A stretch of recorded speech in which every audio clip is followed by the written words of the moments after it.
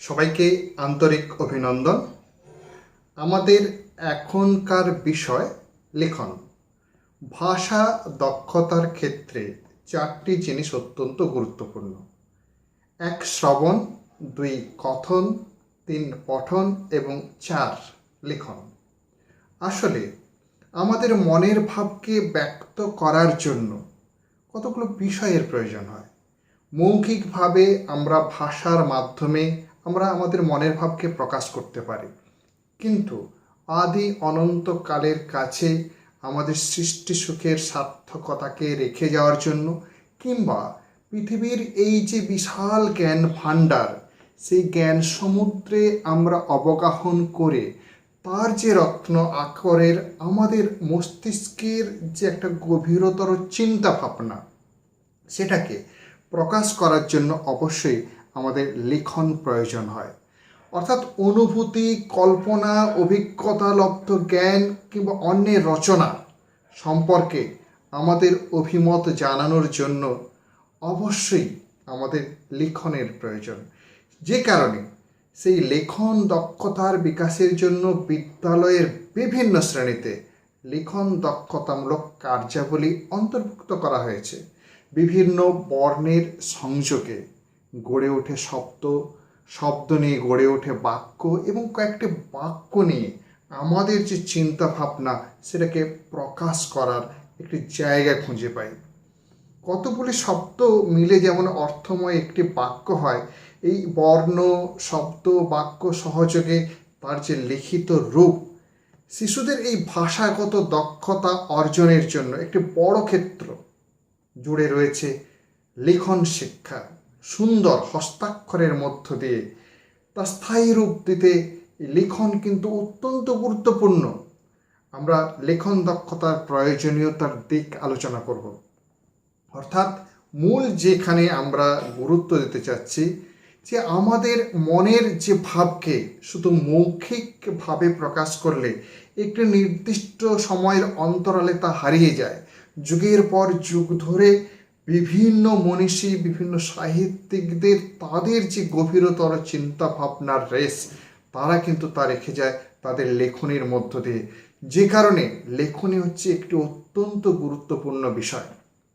লিখন দক্ষতা সম্পর্কে, writing is the result of employing strategies to manage the composing processes, which is one of gradually developing a text. It involves a number of activities: setting goals, generating ideas, organizing information, selecting appropriate language, marking a draft, reading and renewing it, then revising and editing. It is a complex process which is neither easy nor spontaneous. Tracy is 2008 অত্যন্ত সুন্দরভাবে তিনি লেখন দক্ষতার কথা এই উক্তির মধ্য দিয়ে প্রকাশ করেছেন। লেখন দক্ষতা এই যে জায়গাটি আমরা যদি ধরতে চাই, তাহলে কতগুলো বিষয় আমাদের মাথায় রাখতে হবে। 1, লক্ষ্যবস্তু স্থির করা, অর্থাৎ আমরা কি বিষয়ে লিখব সেই বিষয়ের গভীরতর ধারণার জায়গায় আমাদেরকে কিন্তু পৌঁছাতে হবে। অর্থাৎ একটা বিষয় নির্দিষ্ট করে একটা লক্ষ্যবস্তু রেখেই আমাদের কিন্তু সেই বিষয়ে আলোচনার ধাপটা এগিয়ে নিয়ে যেতে হবে। 2, ভাবধারা রূপায়ণ। আমরা যে ভাব মনের মধ্যে এনেছি সেই ভাবধারাকে সঠিকভাবে লিখিত আকারে তার রূপায়ণ হবে। 3, তথ্যগুলির বিন্যাস। অর্থাৎ একটি নির্দিষ্ট বিষয়বস্তু আলোচনা করতে গেলে যে তথ্যগুলি আমরা সংগ্রহ করব, সেই তথ্যগুলির সুন্দর একটা বিন্যাস আমাদের দিতে হবে। এবং যথাযথ ভাষা নির্বাচন। আমরা কি ধরনের রচনা লিখব? আমরা একটি ডাক্তারি প্রবন্ধ লিখব, একটি প্রকৃতির কথা লিখব, একটি ভ্রমণ কাহিনী লিখব, একটি গদ্য রচনা লিখব, কিংবা কবিতা লিখব। এর ক্ষেত্রে বিভিন্ন ক্ষেত্রে কিন্তু ভাষা নির্বাচনের ক্ষেত্রে দক্ষতা দেখাতে হয়। অর্থাৎ বিভিন্ন ক্ষেত্রে বিভিন্ন ধরনের ভাষা আমাদেরকে ব্যবহার করতে হয়। 5, লেখার খসড়া তৈরি। অর্থাৎ একটা লিখতে গেলে তার একটা প্রাইমারি অর্থাৎ প্রাথমিকভাবে তার একটা খসড়া তৈরি করে নিতে হয়, এবং সেই খসড়া অনুযায়ী আমরা কিন্তু অতি সন্তর্পণে আমরা তথ্য, আমরা ভাবধারা, আমাদের চিন্তা, এগুলো কিন্তু আস্তে আস্তে তার মধ্যে রাখবো। পড়া এবং বিচার, আমরা যেটা লিখলাম খসড়া তৈরি করার পর কিংবা আমরা একটা নির্দিষ্ট আকারে লেখার পর সেটাকে বারবার পড়তে হবে এবং বারবার পড়ে সেটাকে পুনর্বিচার করতে হবে। অর্থাৎ আমার নিজস্ব ধারণার কোথায় কোনো ত্রুটি আছে কিনা, সেটাকে কোনো পুনর্মূল্যায়ন করা দরকার কিনা, নতুনভাবে সেটাকে লেখার প্রয়োজন আছে কিনা সেটা দেখতে হবে। যেই কারণে 7 নম্বর আমরা পয়েন্টে দেখব পরিমার্জন এবং সম্পাদনা। অর্থাৎ সেটাকে যদি মনে হয় যে আরও তথ্য দিতে হবে এবং আরও চিন্তা ভাবনার বিকাশ ঘটাতে হবে কিংবা চিন্তা ভাবনাকে পরিবর্তন করতে হবে, তখন কিন্তু তার পরিমার্জন এবং সম্পাদনার প্রয়োজন। রচনা নির্মাণের লক্ষ্যবস্তু, এটা কিন্তু একটি অত্যন্ত গুরুত্বপূর্ণ বিষয়। রচনা নির্মাণের লক্ষ্যবস্তু কি হতে পারে? প্রত্যেকটি রচনা নির্মাণের একটি লক্ষ্যবস্তু থাকে। কি লক্ষ্যবস্তু? তার একটি স্বচ্ছ এবং যথাযথ যোগাযোগ স্থাপন। কার সঙ্গে স্বচ্ছ এবং যোগাযোগ স্থাপন? একটা পাঠকের সঙ্গে। আমার রচনা, আমার চিন্তা ভাবনাকে আমি প্রকাশ করতে যাচ্ছি, সেটি যদি পাঠক তাকে স্বচ্ছভাবে সুন্দরভাবে বুঝতে না পারে, তার লেখার কিন্তু কোনো মূল্য থাকে না। অর্থাৎ একজন লেখককে এই রচনা নির্মাণের লক্ষ্যবস্তুর দিকে অত্যন্ত মনোযোগ দিতে হবে। যেমন কি আমরা বলতে পারি যে স্বচ্ছ ভাবনার কার্যকরী যোগাযোগ কি হতে পারে? প্রথমত বিষয়ের স্বচ্ছতা থাকবে, নতুনত্ব থাকবে, যুক্তি থাকবে এবং প্রাসঙ্গিকতা থাকবে। 2 অন্যয়, বাক্য গঠন, শৈলীগত দিক এবং বাক্য সীমা একটি নির্দিষ্ট থাকবে। 3 লিখন প্রক্রিয়াতে আমরা কি করব? আমাদের যে ভাবনা, সেই ভাবনাকে রূপায়ণ করব এবং যথাযথভাবে তার সূচনা হবে, উপসংহার হবে, খসড়া হবে এবং তার পরিমার্জন করতে হবে। 4 অবশ্যই পাঠকের চিন্তা ভাবনা, পাঠক কি চায়, পাঠকের সেই জ্ঞানের গভীরতায় বা বোধের গভীরতায় আনতে গেলে আমাদের লেখার জায়গাটাকে কি করতে হবে, সেটা কিন্তু আমাদের অবশ্যই রাখতে হবে। অর্থাৎ পাঠক কিন্তু লক্ষ্যবস্তুর একটি অন্যতম গুরুত্বপূর্ণ বিষয়। শব্দ বাছাই, আমি আগেও বলেছিলাম যে শব্দ বাছাই, একটা নির্দিষ্ট শব্দ বন্ধ একটা লেখকের কিন্তু রচনাশৈলীকে আরও গুরুত্বপূর্ণ করে। এবং শুধু তাই নয়, রচনাশৈলীর পাশাপাশি পাঠককে বোধগম্যতার ক্ষেত্রে, বোঝার ক্ষেত্রে কিন্তু অত্যন্ত একটা গুরুত্বপূর্ণ ভূমিকা গ্রহণ করে। সেক্ষেত্রে সংগঠন এবং বিন্যাসগত দিককে আমরা কিন্তু নজর রাখবো। 6 নম্বর পয়েন্ট যেটা আমরা বলবো, অনুচ্ছেদ, সাময়িক ঐক্য, অর্থাৎ একটার সঙ্গে আরেকটা বিষয়ের ঐক্য যেন থাকে।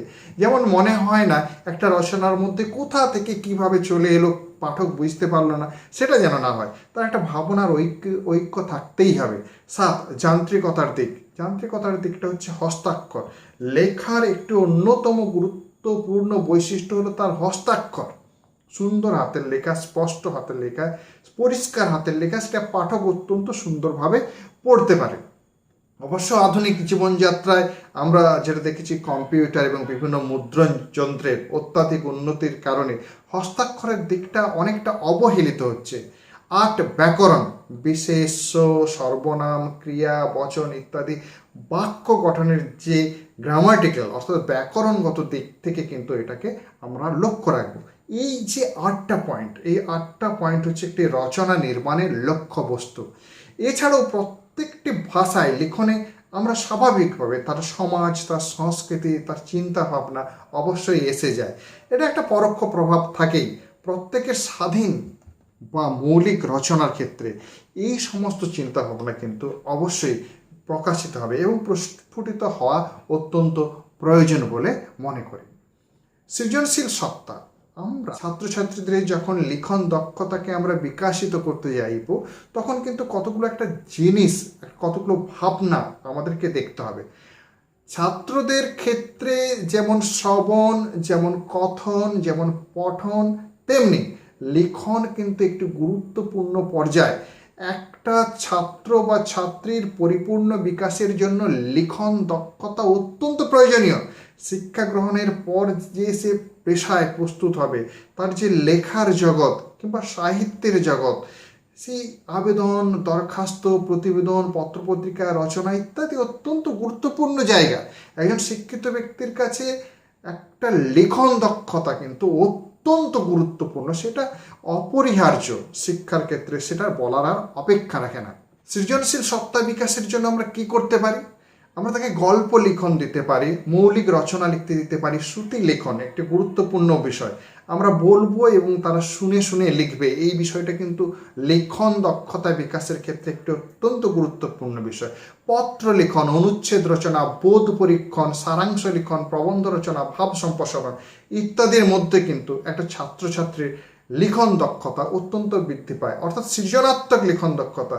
আমি শুধুমাত্র হস্তাক্ষরের কথা বলছি না, লিখন দক্ষতা বলতে তার লেখার যে সৃজনাত্মক দিক, মৌলিক স্বাধীন রচনার দিক, সেই দিকটাকে কিন্তু বেশি জোর দিতে চাইছি।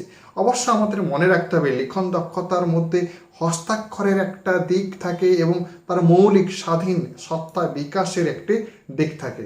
আমরা হস্তাক্ষরের যদি দিকটাতে আসি, তাহলে কি করতে পারি? শিশু শিক্ষার্থীদের হাতের লেখা শেখানোর কতগুলো পদ্ধতি আছে। যেমন স্পষ্টতা হবে, স্পষ্টতা কি? তার হাতের লেখা যেন স্পষ্ট হয়, জড়িয়ে মড়িয়ে যেন না যায়। জড়িয়ে গেলে কিন্তু তার হাতের লেখা বোঝা যাবে না। সেই অস্পষ্ট হাতের লেখা কিন্তু একটা পাঠকের ক্ষেত্রে খুবই বিরক্তিকর, এবং পরীক্ষার ক্ষেত্রেও। দুই, নির্ভুলভাবে লিখবে। সে যা লিখবে সহজ সরল ভাষায় লিখবে এবং নির্ভুল, তার ভুল যেন না থাকে, এবং দ্রুত লিখতে হবে। একটা অন্তহীন সময় ধরে আমরা লিখে যাব তা হয় না, একটা নির্দিষ্ট সময়ের মধ্যে কিন্তু তাকে লিখতে হবে। এবং 4 নম্বর পয়েন্টে আমরা দেখব তার শিল্পগত সৌন্দর্য কিন্তু বজায় রাখতে হবে, এবং যথাযথ স্থানে অনুচ্ছেদ দিতে হবে। অর্থাৎ আমরা লেখার সময় একটা মনের ভাব যতটা অংশে প্রকাশ করতে পারে, সেই মনের ভাবের ওই জায়গাটুকুকে একটা অনুচ্ছেদ রাখবো। আবার নতুন চিন্তাভাবনার জগতে যখন আমরা প্রবেশ করব, তখন আরেকটা অনুচ্ছেদের আমরা জায়গায় যাব। অক্ষরগুলি সমানুপাতিক এবং পরস্পর, অর্থাৎ প্রত্যেকটা অক্ষর সমানুপাতিক হবে এবং সমান সমান হবে, তার দৈর্ঘ্য প্রস্থ যেন এক হয়। না হলে কিন্তু একটা অক্ষর অনেক বড়, অনেক চওড়া, অনেক লম্বা, আরেকটা অনেকটা বেঁটে, অনেকটা সরু, এই ধরনের লেখায় কিন্তু হাতের লেখাকে খুব খারাপ করে দেয়। সেক্ষেত্রে কিন্তু সমানুপাতিক এবং পরস্পর পরপর সেগুলো সুসজ্জিতভাবে সাজানো থাকবে এবং সম্পর্কযুক্ত। একটা শব্দের ক্ষেত্রে যে বর্ণগুলো আমরা বসাই, সেই বর্ণগুলোর একটা সিমিলারিটিস থাকবে, একটা নির্দিষ্ট সন্নিবদ্ধ থাকবে। একটা শব্দের পর একটা শব্দ যখন লিখবো, তার একটা নির্দিষ্ট দূরত্ব থাকবে, তার একটা সন্নিবিষ্ট ভাব থাকবে, অর্থাৎ একটা সম্পর্কযুক্ত থাকবে। একই লাইন, অর্থাৎ লাইনের ক্ষেত্রে আমরা দেখি শিশু শিক্ষার্থীর ক্ষেত্রে কিংবা অনেক ক্ষেত্রে অনেক বড় বড় ব্যক্তির ক্ষেত্রেও লাইনটা ঠিক সোজা যায় না, লাইনের একটা সম্পর্কহীনতা থাকে, ফলে সেই হাতের লিখে কিন্তু খারাপ হয়ে পড়ে। অর্থাৎ লাইনটা কিন্তু খুব গুরুত্বপূর্ণ দিতে নয়, অক্ষরগুলি ঘন সন্নিবিষ্ট, অর্থাৎ ঠিকভাবে অক্ষরগুলিকে সন্নিবিষ্ট করতে হবে, শব্দগুলির ব্যবধান একই রকম থাকতে হবে। হাতের লেখা শিক্ষাদানের নানান ধরনের পদ্ধতি আছে, যেমন বর্ণাক্রম পদ্ধতি, ভাষাক্রম পদ্ধতি এবং শ্রুতিলিখন পদ্ধতি। এই জায়গাগুলো, বর্ণাক্রম পদ্ধতিটা কি? এটি ব্যাপকভাবে একটি ব্যবহৃত একটি পদ্ধতি। এই পদ্ধতিতে শিক্ষার্থীদের প্রথমে স্বরবর্ণ ও পরে একটি করে ব্যঞ্জন বর্ণ শিক্ষা দেওয়া হয়। সমস্ত বর্ণ লেখার অভ্যাস তৈরি হওয়ার পর তারপর শব্দ এবং তারপরে বাক্য লেখানো হয়। এই পদ্ধতিতে স্লেটের উপর শিক্ষার্থীদের একটি একটি বর্ণ লিখে দেওয়া হয় এবং শিক্ষার্থীদের চক দিয়ে ওই বর্ণের উপরে দাগ টানতে বলা হয়। এটি পদ্ধতি কিন্তু একেবারে অবৈজ্ঞানিক এবং অমনস্তাত্ত্বিক, কারণ অর্থহীনভাবে এই বর্ণের শিক্ষার ব্যাপারে শিক্ষার্থীদের আগ্রহ, আকর্ষণ, আনন্দ থাকে না। এই পদ্ধতিতে লেখার ইচ্ছা তার বিরুদ্ধে হয়, অর্থাৎ তার যে ইচ্ছা তার বিরুদ্ধে চাপিয়ে দেওয়া হয়। অর্থাৎ ভাষার অর্থবোধকে বাদ দিয়ে একটা নীরস, একটা অর্থহীন জড়বর্ণ লেখা শেখানো হয়। তবে খেলার ছলে যদি এই পদ্ধতি শেখানো হয়, পেশি সঞ্চালন, পেশি নিয়ন্ত্রণ আয়ত্ত করানো হয়, তাহলে শিক্ষাকে আকর্ষণীয় করে তোলা যায়। 2, ভাষাক্রম পদ্ধতি। একটি ভাষা শিক্ষার আরেকটি গুরুত্বপূর্ণ পদ্ধতি। এই পদ্ধতিতে প্রথমে মৌখিক ভাষা আয়ত্ত করা হয়। ভাষার ব্যবহারের কৌশল ও ভাষার ভাবার্থ সম্বন্ধে কিছুটা সচেতন হলে হাতের লেখা শুরু করা হয়। প্রথমে শব্দ, পরে বাক্য, তারপরে ভাষা দিয়ে লেখন শুরু করা হয়। শিশুর অভিজ্ঞতা সমৃদ্ধ, যেমন ভাষাগুলো আছে বাবা, মা, দাদা, মামা, চাঁদ, সূর্য, এই আশপাশে যে সমস্ত শব্দগুলো আছে, সেই সমস্ত শব্দগুলো দিয়ে তার লেখা শুরু করা হয়। এই পদ্ধতিতে শিক্ষার্থীরা বিভিন্ন শব্দ শেখে এবং সাথে সাথে এই শব্দকে লিখতে শেখে। এই পদ্ধতিতে ভাষা ব্যবহারের মাধ্যমে অর্থের আস্বাদন এবং হাতের লেখা শেখানো যায় বলে শিশুরা সেই বোধটাকে দীর্ঘস্থায়ী রাখতে পারে এবং হাতের লেখা পদ্ধতিতে ভাষাক্রম পদ্ধতি একটি বিজ্ঞানসম্মত, একটি মনোবিজ্ঞানসম্মত একটি পদ্ধতি। শ্রুতি লিখন, হাতের লেখা শিক্ষাদানের ক্ষেত্রে শ্রুতি লিখন একটি কার্যকরী পদ্ধতি। এই শিক্ষাদান কিন্তু অত্যন্ত কার্যকরী, কেননা লেখা এবং ভাষা ব্যবহারের ক্ষেত্রে কিছুটা ছাত্রছাত্রী যদি অগ্রসর হয় তাকে আমরা কিন্তু এই পদ্ধতি অর্থাৎ শ্রুতি লিখন পদ্ধতি ব্যবহার করতে পারি। এই পদ্ধতিতে শিক্ষক যে অংশটি শ্রুতি লিখন করাবেন সেটি ভালো করে বুঝিয়ে দেবেন, অর্থ বুঝিয়ে দেবেন, বাক্যগুলিকে বোর্ডে লিখে দেবেন, তার অর্থ আলাদা আলাদা বুঝিয়ে দেওয়ার পর শুরু করবেন শ্রুতি লিখন। বলার সময় শিক্ষক ধীরে ধীরে এবং স্পষ্ট জ্যোতিচিহ্ন স্থাপনের কথার সময় একটু একটু গ্যাপ দিয়ে যাবেন। ছাত্রছাত্রীরা সেটা শুনে শুনে শ্রুতি লিখনের খাতাগুলি শিক্ষক মহাশয়কে দেবেন এবং শিক্ষক মহাশয় সেটা অত্যন্ত নিষ্ঠার সঙ্গে দেখে ছাত্রছাত্রীদের ভুল ত্রুটিগুলোকে সংশোধন করবেন। এই তিনটে পদ্ধতিতে আমরা হস্তাক্ষর শিক্ষার জায়গায় আমরা ছাড়াও যে দিকগুলো আমাদের প্রয়োজন সেগুলো হলো কি, 15-20 মিনিটের বেশি একটা শিশু শিক্ষার্থীতে হাতের লেখা দেওয়ার কোনো প্রয়োজন নেই, কেননা তাতে মনোসংযোগ নষ্ট হয় এবং লেখার প্রতি তার একটা অনীহা বোধ আসে। কাগজ এবং কালি বিপরীত বর্ণের হবে। কাগজ যদি সাদা ধপধপে হয়, কালি তাহলে কালো রঙের হবে। তাহলে সেই স্পষ্টতা ছাত্রছাত্রীদের, শিশু শিক্ষার্থীদের এটা কিন্তু অত্যন্ত আনন্দদায়ক জায়গা হতে পারে। সূচালো নিব দিয়ে লিখলে শিশু শিক্ষার্থীরা বারবার সেই কাগজের নিব দিয়ে খুঁচিয়ে দেবে, ফলে কাগজটি নষ্ট হয়ে যাবে এবং লেখার তার আগ্রহ নষ্ট হবে। শিশুর পেশির অনর্থক চাপ নয়, তাকে অনেকক্ষণ লিখতে দিয়ে শিশুর যে কোমল পেশি তার উপর অনর্থক চাপ দেওয়ার প্রয়োজন নেই। ভূমির সাথে সমান্তরাল অর্থাৎ সে যেখানে বসবে তার সমান্তরাল হয়ে যেন তার লেখার জায়গাটা অর্থাৎ খাতার সেই জায়গাটা কিন্তু বা স্লেটের জায়গাটা রাখতে হবে। তাহলে সমান্তরালভাবে যদি রাখা হয় তাহলে কিন্তু শিশু শিক্ষার্থী সেটা অনায়াসে সেটা লিখতে পারে। অর্থাৎ লিখন দক্ষতা বিকাশের জন্য, হাতের লেখা বিকাশের জন্য এই জায়গাগুলো দরকার আছে। এবং লেখন দক্ষতা শিশু শিক্ষার্থীদের জন্য আমি আরেকবার বলে দিচ্ছি, বর্ণাক্রম পদ্ধতি, ভাষাক্রম পদ্ধতি এবং শ্রুতি লিখন পদ্ধতি আমরা ব্যবহার করতে। অধ্যাপক সত্যগোপাল মিশ্র এই সম্বন্ধে একটি অত্যন্ত গুরুত্বপূর্ণ কথা বলেছেন। শিক্ষার্থীদের হাতের লেখার উপর জোর দেওয়া খুবই প্রয়োজন। যথাযথ যত্ন এবং নিষ্ঠা সহকারে ব্যাপক অনুশীলনের মধ্য দিয়ে হাতের লেখাকে আয়ত্ত করতে হয়। বিদ্যালয়ে তাদের সেই সুযোগ দিতে হবে এবং শিক্ষকও তার জন্য যথেষ্ট চিন্তাভাবনা, চেষ্টা চরিত্র এবং পরিশ্রম করবেন। হাতের লেখার অভ্যাস ও অনুশীলন নিয়মিত করতে হবে। প্রতিদিনের শিক্ষা গ্রহণের কার্যক্রমের একটি অংশ জুড়ে থাকবে হাতের লেখা। অনেকের হাতের লেখার নিজস্ব রুচিসম্মত রীতি আছে। হাতের লেখা অন্যান্য বৈশিষ্ট্যগুলোকে যথাযথ রেখে সৌন্দর্য এবং নিজস্বতা সৃষ্টির ক্ষেত্রে কেউ যদি রুচিসম্মত রীতির পথ ধরে তো বলার কিছু নেই, কিন্তু রুচিসম্মত রীতির নাম করে হাতের লেখাকে দুর্বোধ্য করে তোলার কোনো যুক্তি নেই। চোখের দৃষ্টি ও মনোযোগে হাতের লেখার জন্য প্রয়োজন, অর্থাৎ সেখানে আমরা বলবো চোখের দৃষ্টি এবং মনোযোগ হাতের লেখার জন্য অত্যন্ত গুরুত্বপূর্ণ। শিক্ষার্থীদের দৃষ্টিশক্তি, মনোযোগ, একাগ্রতার উপর লক্ষ্য রেখেই তাদের হাতের লেখার অভ্যাস ও অনুশীলন শিক্ষা দিতে হবে। সত্যগোপাল মিশ্র, 1994। লিখন দক্ষতা অর্থাৎ সৃজনাত্মক দিক লেখার, সেই সৃজনাত্মক দিক অর্জন করার জন্য কিছু কিছু প্রয়োজনীয় জায়গা আছে। এক, স্বাধীন চিন্তাশক্তির বিকাশ সাধন। যদি স্বাধীন চিন্তাশক্তির বিকাশ সাধন না হয় তাহলে লেখার সেই মূল্য সেভাবে কিন্তু আমরা পাবো না। কল্পনা শক্তি ও চিন্তা শক্তির বিকাশ সাধন, আমাদের যে কল্পনা এবং আমাদের চিন্তা সেটা যেন ঠিকঠাক মতো বিকাশ হয় এবং সেই বিকাশ হলে সেটা লেখার মধ্যে দিয়ে তা প্রকাশ করতে হবে।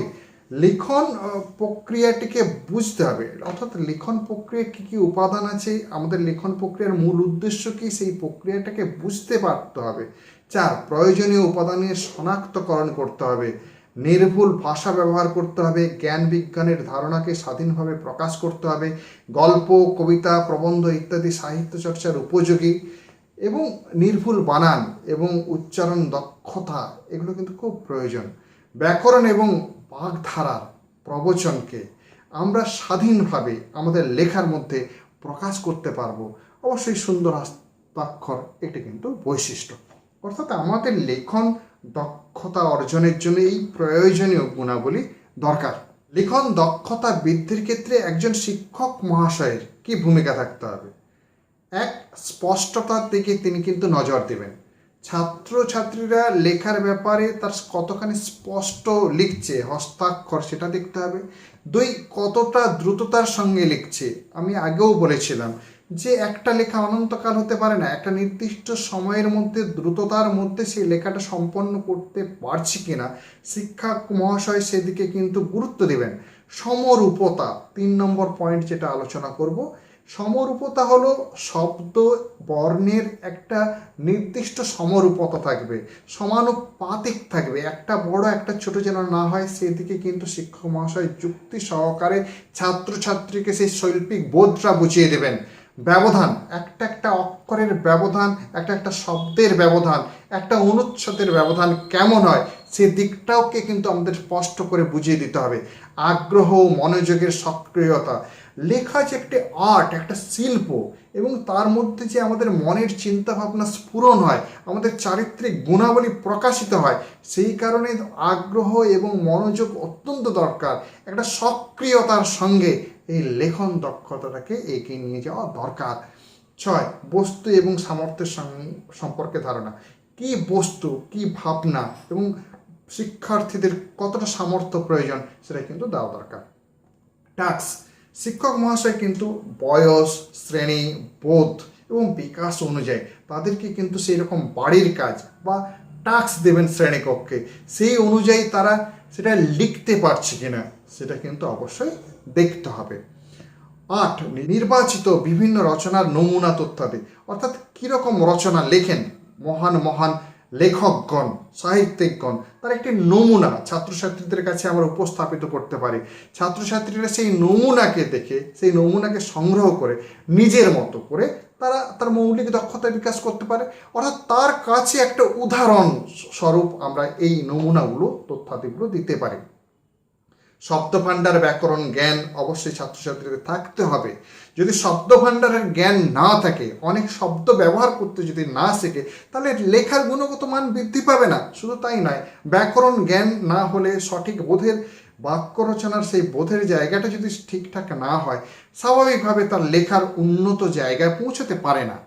তথ্যাদি, তথ্য কিন্তু একটু গুরুত্বপূর্ণ। আমি কি ধরনের রচনা লিখবো, তাতে কি ধরনের তথ্য দেওয়া দরকার, সেই তথ্যের আহরণ, সেই তথ্যের জ্ঞান কিন্তু আমাদের তৈরি করতে হবে। বাংলা ভাষারীতি, যে যে ভাষায় লিখবে, ইংরেজি, বাংলা, উর্দু, ফার্সি, যে যার ভাষায় লিখুক না কেন, যদি আমরা বাংলায় লিখি তাহলে বাংলা একটা নির্দিষ্ট ভাষারীতি আছে, সেই ভাষারীতিকে কিন্তু আমাদেরকে কি করতে হবে, অনুসরণ করতে হবে, ভাষারীতিকে অবগাহন করতে হবে, আত্মীকরণ করতে হবে, তারপরে লেখার জায়গাটা পৌঁছাতে হবে। মানসিক প্রস্তুতি নিতে হবে, আমরা কী ধরনের লিখবো তার জন্য একটা মানসিক প্রস্তুতি অবশ্যই দরকার। বানান, সময়সীমা, পছন্দের বিষয়, নিজস্ব মতামত প্রকাশের জায়গা, সহায়কের ভূমিকা।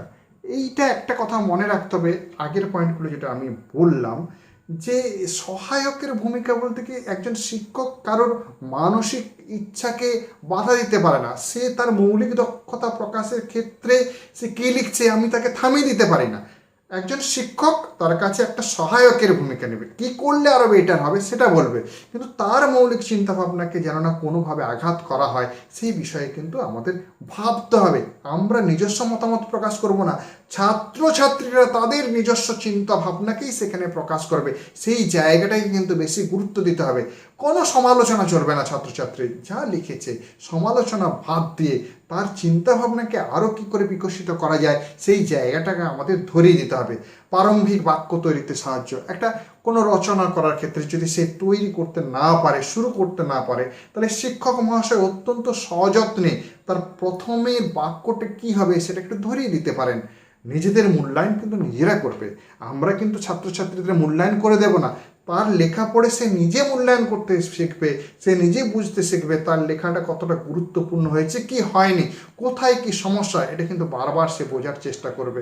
এবং ত্রুটি সংশোধনের ক্ষেত্রে সে যেমন নিজের ত্রুটি নিজে সংশোধন করবে, তেমনি শিক্ষক মহাশয় তার যেখানে যেখানে ত্রুটি আছে খুব সুন্দর সাবলীলভাবে এবং স্নেহের সাথে সেগুলো কিন্তু তার ত্রুটি সংশোধন করে তারকে আরও সঠিক লেখন দক্ষতাকে প্রকাশ করার জন্য উৎসাহিত করবেন। বিকাশের কতগুলো উপায় আছে। ছাত্রছাত্রীদের এই লিখন দক্ষতা আমরা কিভাবে বিকাশ করতে পারি? এক, ছবি দেখে ভাষায় লেখা। আমরা বলে দিতে পারি একটা ছবি, সেই ছবিটা দিয়ে আমরা বলতে পারি যে তোমরা এটা ব্যাখ্যা করে লেখো, কিংবা আমরা একটা এমনও বলে দিতে পারি যে এই বিষয় সম্বন্ধে তুমি আজকে লেখো।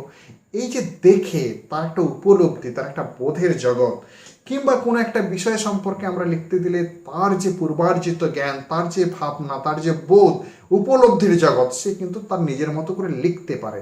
কবিতা মুখস্থ করে আমরা লিখতে দিতে পারি। পরিস্থিতি অনুযায়ী সংলাপ রচনা। একটা নির্দিষ্ট পরিস্থিতিতে তুমি বাজারে গেছো, দোকানদারের সঙ্গে তুমি কথোপকথন করছো, এমন একটা সংলাপ করো। তুমি স্কুলে এসে স্কুলের ম্যাডামের সঙ্গে কীরকম কথোপকথন করলে তার একটি সংলাপ লেখো। আমরা এগুলো করতে পারি। গল্প লিখতে দিতে পারি, পত্র রচনা করতে পারি, আমরা আবেদনপত্র কিভাবে লিখতে হয় সেটার জ্ঞান দিতে পারি। পারিপার্শ্বিক ঘটনা, অর্থাৎ আমাদের জীবনে ঘটে যাওয়া নানান ঘটনা, পারিপার্শ্বিক ঘটনাগুলোকে সে তার নিজের মতো করে কিভাবে লিখবে সেটাও কিন্তু আমরা বলতে পারি। ছেদ ও জ্যোতিচিহ্নের ব্যবহার, এটি কিন্তু অত্যন্ত গুরুত্বপূর্ণ বিষয়। লেখন দক্ষতা বিকাশের ক্ষেত্রে এই ছেদ এবং জ্যোতিচিহ্নের ব্যবহার সর্বপ্রথম বিদ্যাসাগর খুব সুন্দরভাবে করতে পেরেছিলেন। তার আগে কিন্তু ছেদ জ্যোতিচিহ্নের ব্যবহার বাংলায় এতটা স্পষ্টতর ছিল না। অর্থাৎ কোথায় থামতে হবে, কোথায় অর্থবোধ প্রকাশের জায়গা হবে, সেখানে যদি আমরা না থামি তাহলে কিন্তু আমরা বিষয়টিকে উপলব্ধি করতে পারবো না। অর্থাৎ একজন যদি তার লেখন শৈলীকে বিকশিত করতে চায়, তার কিন্তু ছেদ এবং জ্যোতিচিহ্নের স্পষ্ট ব্যবহার তাকে জানতে হবে। মূল বক্তব্য লেখা, বিষয়ের গভীরতায় যেতে হবে। আমি কি লিখতে যাচ্ছি সেই মূল বক্তব্যটা কিন্তু আমাদেরকে প্রকাশ করতে হবে। প্রথম এবং শেষ বাক্যের মাঝের বিষয়গুলো লেখা, এটা কি আমরা প্রথম বাক্য দিয়ে দিতে পারি এবং শেষে একটা বাক্য দিতে পারি। আমরা সেইটাকে কি বলে দিতে পারি যে এর মাঝে কি হতে পারে, তুমি তোমার ধারণা অনুযায়ী লেখো। আর মূল বক্তব্য লেখা বলতে আমরা একটা বিষয় দিয়ে দিলাম, সেই বিষয়টা পড়ে ছাত্রছাত্রীরা তার মূল বক্তব্য, লেখক কি বলতে চাইছেন আসলে, তার সারাংশ, সেটা কিন্তু লেখার চেষ্টা করবে। 11, ঘটনা এবং বিষয়টিকে ভেবে লিখতে পারা।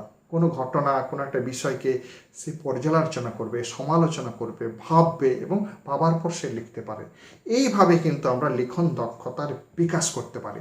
অর্থাৎ লিখন দক্ষতার ক্ষেত্রে আমি দুটো জিনিস বলবো। একটা যেমন হাতের লেখা কতটা সুন্দর হয় সেটার বিকাশ, তেমনি এর আসল উদ্দেশ্য হলো সৃজনাত্মক দিক।